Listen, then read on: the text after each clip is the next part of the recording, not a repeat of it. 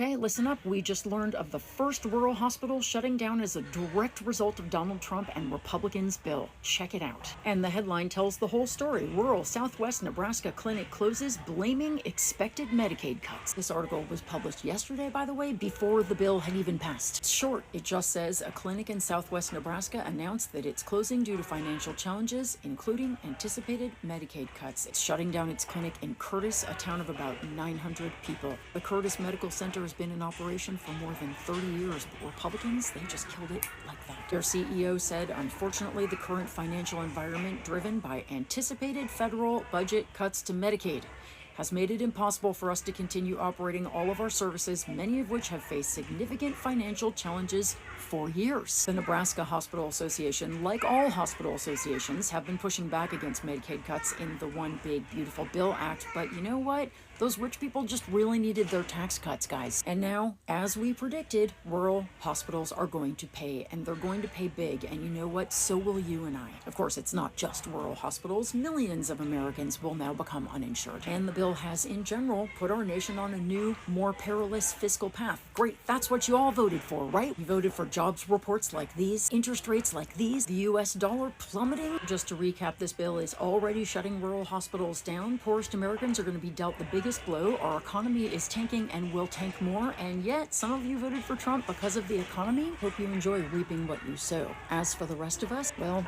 pray for us, because Donald Trump and the Republican Party have just thrown this nation under a bus, the likes of which we have never seen. I live in a super rural area in Illinois, and recently our local newspapers have started posting about hospital closures and how Medicaid and Medicare funds our hospitals and our nursing homes, and how there's a lot of fear surrounding Medicaid and Medicare cuts and possible job loss, possible department closures.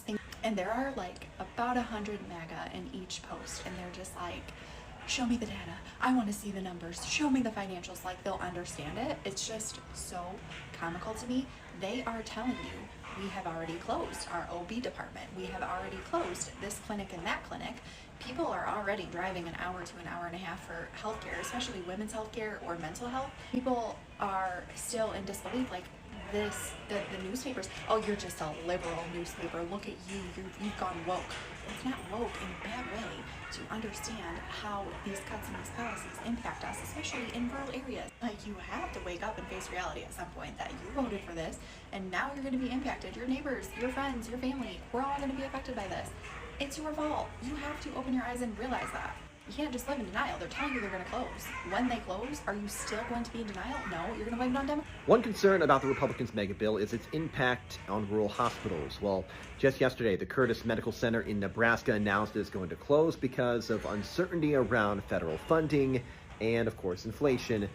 The president of the Nebraska Hospital Association said this about the importance of Medicaid for Nebraska. And where the rubber is meeting the road is how do they pay for that? How do they offset the cost of extending those tax cuts? And what Congress has put on the table is some substantial cuts in the Medicaid program. And Medicaid touches a lot of Nebraskans. It pays for 44% of the care for children in this state. It pays for more than a third of the births in this state. We all, I'm sure, know somebody who's benefiting from the.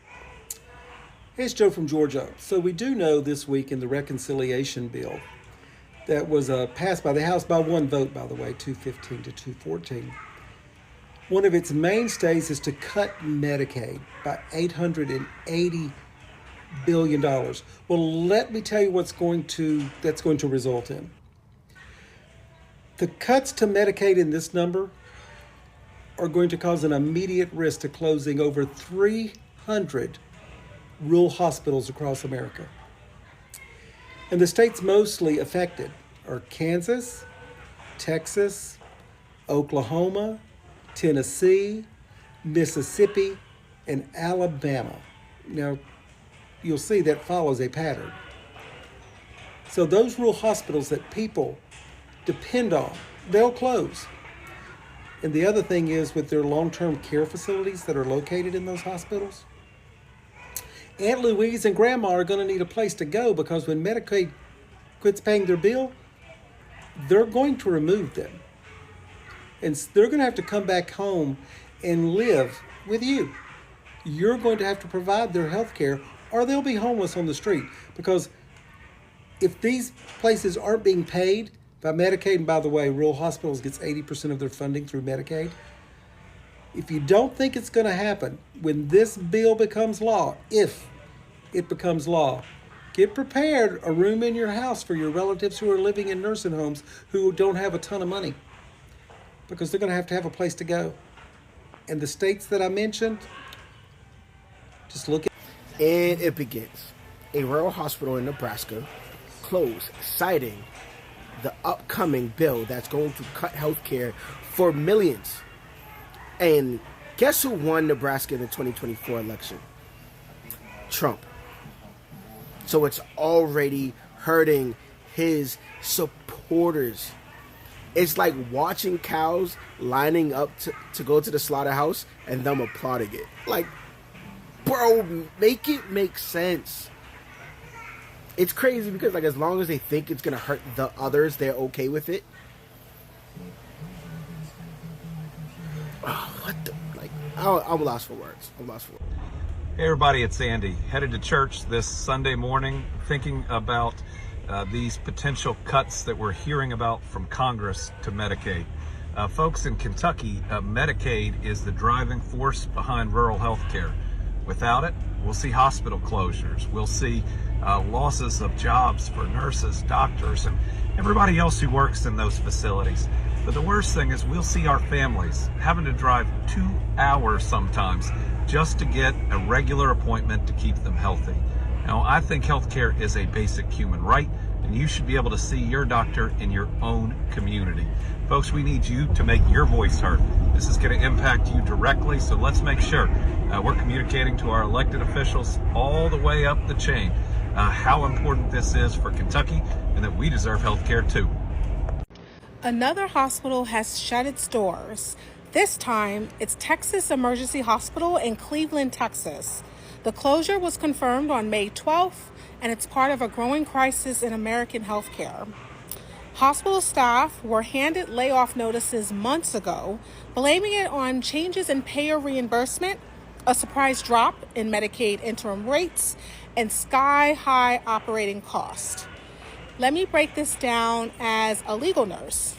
These closures often happen in rural or underserved areas, places where hospitals like these are lifelines.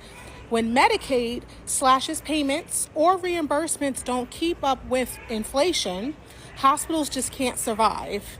In 2022, this same health system consolidated its facilities.